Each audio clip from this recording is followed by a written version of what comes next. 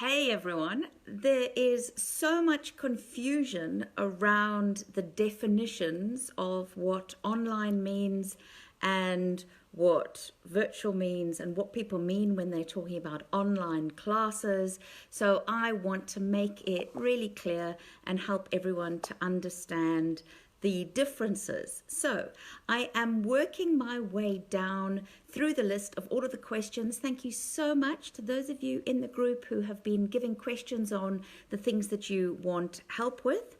And James was next in line. James, your comment was, I need work. So yes, if you are a trainer, the good news is there is more and more training starting to be available out there, and we just need to tap into it. So that's a good thing. If you are wanting to get into training or already training, that is cool.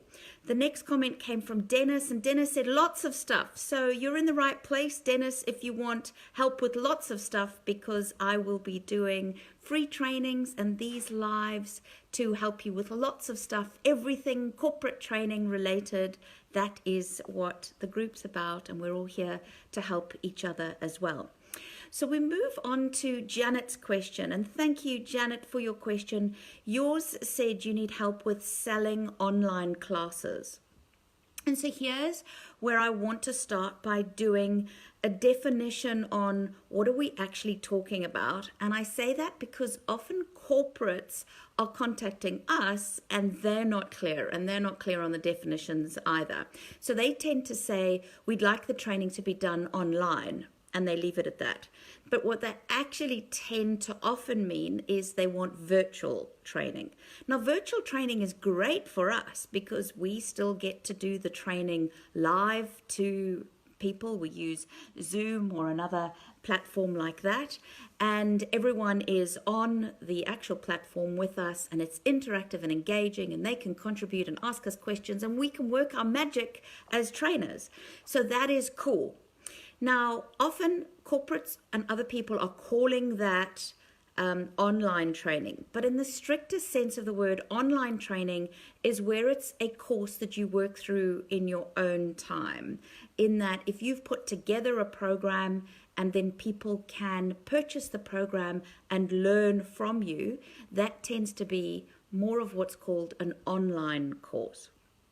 So to give you an example, with corporates, we had a lead come in, which is a fantastic one, for 550 people to be put through anti-bullying and harassment training. And they said, you know, what are our options for 550 people, the whole organization, to have the training? And so we were able to work out two options for them. Now, the online course, of course, was more cost effective for them because we just had to put the course together once for them, and then they would be able to give it to all of their 550 employees to go through in their own time. Whereas the more active and engaging way would be to divide up the 550 people into online groups, and that could be 15 or 30 in a session, and then you have a live trainer take them through those sessions each. So of course it's more of an investment for the organization because they've got a live trainer for each of those particular classes. So the proposal is out at the moment. I will keep you posted as to which one they take. But the online course worked out as a cheaper option for them. They haven't said yes or no. It's sitting with the management now to decide which they want to do. But virtual means that we'd need to be available with our specialist trainer to do each of those training sessions virtually. And for virtual training sessions, we tend to be doing about 2 and 3 hour sessions. Any more than 3 hours starts to get really intense and be a little bit sort of too long. So 3 hours tends to work well. Sometimes organizations are choosing to do a full day program divided into 3 2-hour sessions, and they pay for that for one a day for 3 days or once a week for 3 weeks, and that tends to work really well as well. I will say the one big advantage that I'm finding at the moment is that the time frame to book virtual training is much shorter than it is to book live training. So when it's live training, they tend to put it in the diary for, if you're lucky, the following month or even longer away than that. Whereas virtual training, I was flabbergasted. We had an inquiry yesterday from a government department saying, yesterday, please could we do training on Thursday or Friday this week? And so we were like, okay, we're going to have to free up some stuff, and Thursday's not an option, but Friday we can probably do. And that has got to be one of the shortest time frames ever. We're very lucky that the course is a very popular common course that we run often, but still we need to customize it to them. We need to give them workbooks that are tailored to them. So my team are going to have to scurry around today for Friday morning's delivery. Now, when we're talking online courses, there is certainly great opportunity for online courses, as I've just described, with them taking one for the organization. I mean, organizations often ask you to build an online program for them. And just recently we had it on our radar that they wanted a wellness program designed for them that they wanted to own and keep rolling out in the organization. And they were willing to pay $45,000 for the trainer to design the wellness program for them. So you can imagine you've got to have the credibility and be a wellness guru so that they're going to pick you and want you to put the online program together. Now, when it comes to online, there are advantages and disadvantages in that it is a more passive way of people going through it, and you hope they're going to go through it in their own time, which is great.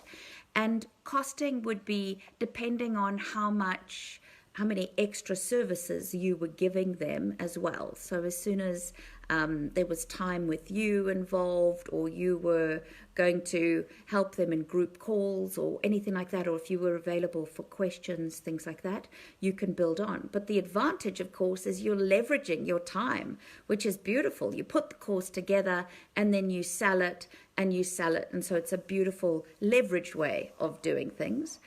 But the live trainers, most of us like the element of live and having people in front of you. And I love how many of you in the group have commented that you love the aha moments. You love seeing that moment where people get it and you think, I've made a difference. I've changed this person. They've got it. They've seen sort of something that they can do better or easier, or I've equipped them to do their role and what they do easier and better. Okay. So virtual training you can certainly charge more for because you are there and it's your time that you're training for, whereas online courses you do once and they can either buy to own, and you would be giving them the IP as well, which you need to consider, or you're simply selling it per person for them to use. What I'm finding right now in the current marketplace is that corporates are going more for the virtual training. They want the live trainer there to talk through and ask questions. So certainly for us, in my experience, it's more popular that with corporates, they are wanting to take virtual training and already starting to book live training for July and for August and things like that, which is fantastic that we're going to be getting back out there and doing what we love and what we know best. Okay, so Janet, that was the difference between online classes and virtual classes. And I think when you're selling them, make sure that they are really clear about what you mean by online and what you mean by virtual. So make it really clear that virtual is with a live trainer on Zoom at the time, whereas an online course has been prepackaged and put together for them. And then you need to think about how you're going to release the program. Is it a short program that gets released once together, or is it a modular program that gets released once a week? And then you need the automation side, the software side of what am I going to use, what customer relationship management system am I going to use that knows that that email address gets a module every week or every day, or however you have set yours up for. The good thing, you ask about selling online classes, and the good thing is I think they're going to be easier and easier and easier to sell now that COVID-19 has happened. It has broadened everyone's mind. They are so more technologically advanced than they ever were, and people are looking for quick, easy development, short, sharp bursts to upskill them, and that's a fantastic opportunity. So I think we're going to be multi-skilled, blended trainers that will be able to offer live training, will be able to offer virtual training. And what's stopping us making an online course of the content that we know so well and are able to offer virtually as well? And with online courses, you can go right from cheap and cheerful, very easy to put together, right the way through to your Rolls Royces of courses, which have everything in them. And I used an instructional designer to put that together for me. And it is a wonderful experience to go through. It has gamification and all of that to keep engagement really great and for people to enjoy it. And so that's one extreme of what you can get, but you can also put a very simple training session together and record it, and you have the starts of an online course.